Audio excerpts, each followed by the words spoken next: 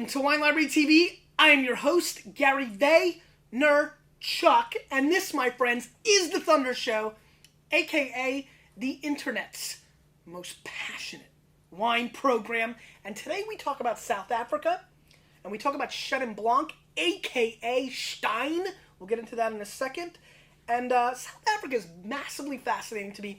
The Chenin Blanc grape varietal is extremely fascinating to me because I think it's grossly underrated. You've heard me say this on the show many times, whether it's from the Loire Valley or South Africa or other parts of the world. This is a varietal that has enormous flexibility. Still wine, sparkling wine, dessert wine, check, check, check. It can throw down. It's like Bo Jackson and Dion up in this bitch because these guys are flexible. This varietal is very flexible, can do a lot, actually more like Dave Winfield. You know, Dave Winfield, I don't know if you know this, was drafted by the San Diego Clippers, the Minnesota Vikings, and the Minnesota Twins. That is an athlete drafted by those three different teams. It's just amazing. Anyway, Chenin Blanc to me is spectacular. It represents a varietal that's very under the radar. As you guys are now rolling into spring, work with me here. We're rolling into spring. You're going to look for porch wine, casual wine, just hanging out. Friends are coming over, going outside, shooting hoops, jumping by the pool. Relaxation vino. The RV of the new generation is relaxation vino. 898 US bones. That is not a lot of cash in today's world. Well, it's a lot of cash, but in the wine world, it's not a lot. And it is a very, very aggressive category that's trying to pump out fan-friendly, solid wines. I'm very excited about trying these three wines, and we'll see what's going on. I think South Africa is massively interesting. Check this little fun fact out. South Africa only represents 1.5% of the world's vineyards. Meanwhile, it is a top 10 producing country worldwide. So they're pumping out a lot of wine. Now that might scare you, be like, oh man, see, big yields and all that. And that's fine. It's because they make a lot of wine in those areas, and definitely have some high yield grape varietals, Chenin Blanc, but they are very much a force, and there's demand, and there's growing demand, and I think it all culminates. I don't know if it all kind of climaxes actually at the World Cup, but I definitely think that there's going to be another boost after South Africa gets more world exposure. The wines are underpriced in today's world with the tough economy and the bad dollar. These wines still roll in at under $10 a bottle from all the way in South Africa. I think that's kind of fascinating. There's opportunity, and I'm excited about trying these. It is a country that's dominated by this varietal, Chenin Blanc and Stein, as it's known. As a matter of fact, Savannah says Stein. I want to zoom right in there, Michelle.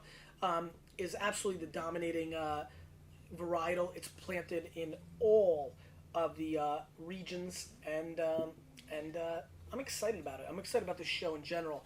Let's start with the first wine, the Savannah 2008 Chenin Blanc. Definitely a candidate for worst wine label ever. 8 US bones, and let's see what this has to offer. He decided to join us. Nice little golden color, very pretty. Poured a little bit out there. Little snippy snip.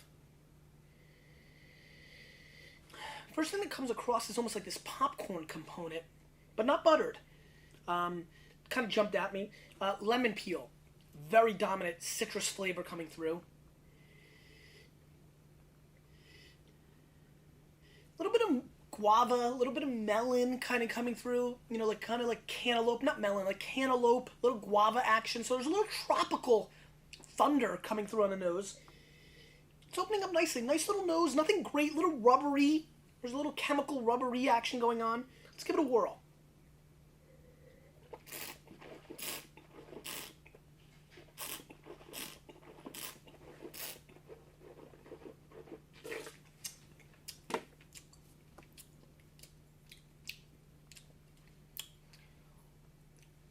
Awful. Really bad. Unacceptable.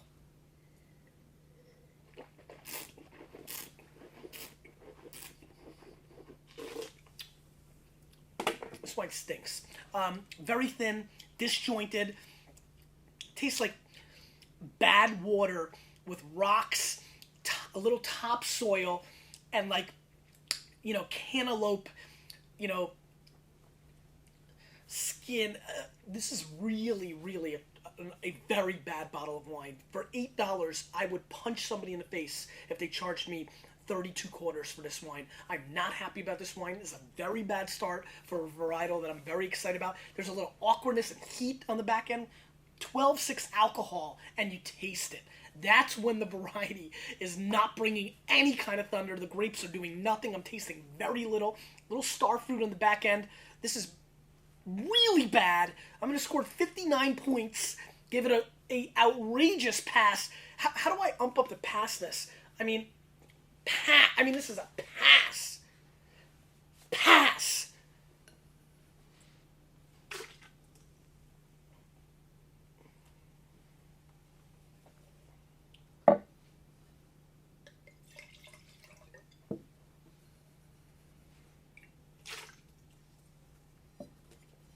Savannah, 2008 Stein, aka Chenin Blanc, $9 US.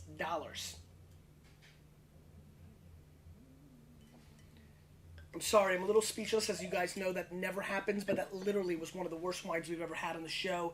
I might have even been nice at 59 points because I want Chenin Blanc to be more popular because I think it's a great varietal for people to explore, great with food. It was awful. Scored a 55, double nickels. Let's move on, though. Savannah's going to try to bring some thunder. We should have known with the label. Right, Michelle? And the label started off with jack crap. Then the wine tasted worse. Savannah, 2008 Stein, Sniffy Sniff. Now, this is a wild nose. Very perfumey. Wow. Wow, this is really unlike any kind of nose I've had in a long time.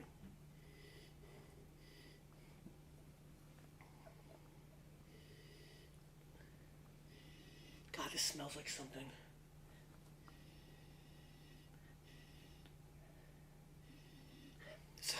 Wow, this really smells like something. I can't pinpoint it. So let's start with what I can say. This has a little bit of a papaya flavor on the nose, which I really like. This really smells like something I've smelled before.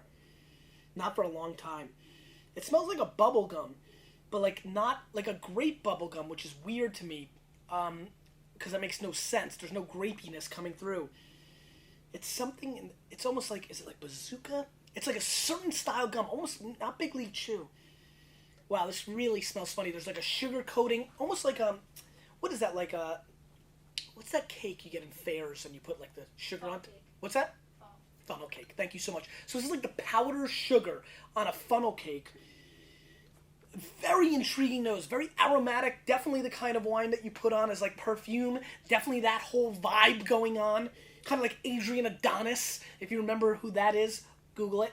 Let's give it a whirl.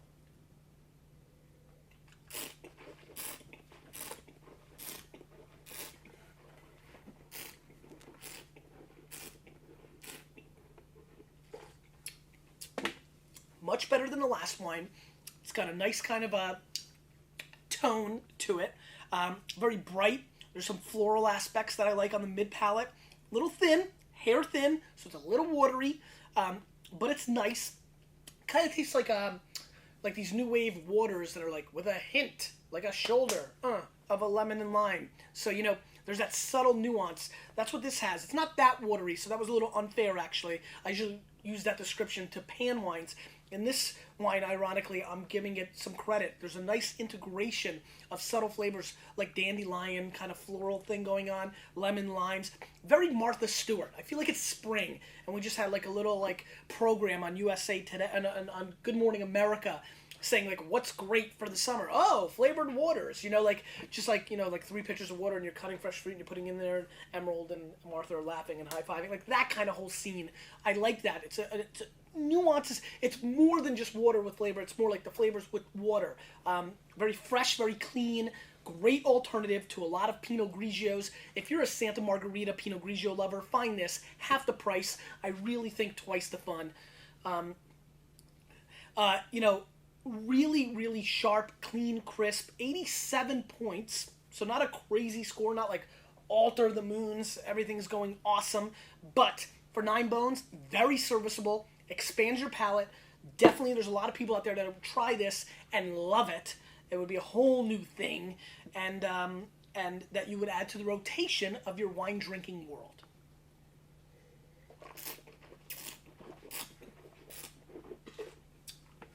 very flowery and perfumey, even on the attack of the palate. So there's a certain kind of palate that would enjoy this. Keep that in mind, please.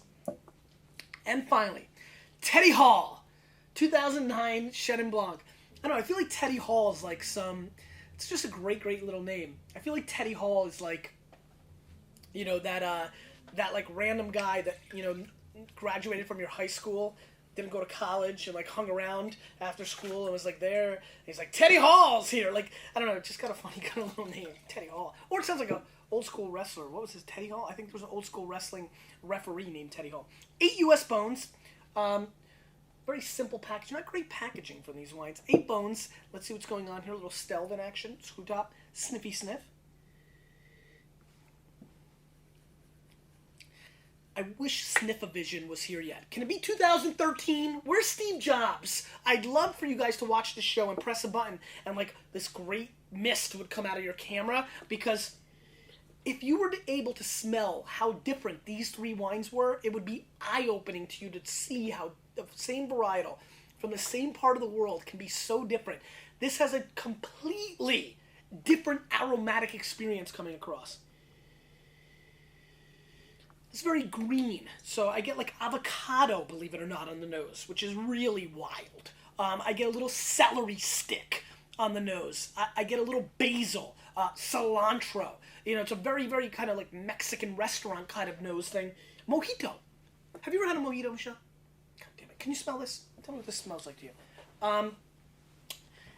Very, very kind of green, kind of grass. Nothing? Got 0. Not even a sound. Got it, okay. So it's very green, you know, very, you know, very different. I like it. I like it, but I also know that I like green. So if you're not a like salad, or if you're not into celery, or if you're not a big fan of like bell peppers, you're not going to know what the heck's to do with this or what's going on. So let's give it a whirl.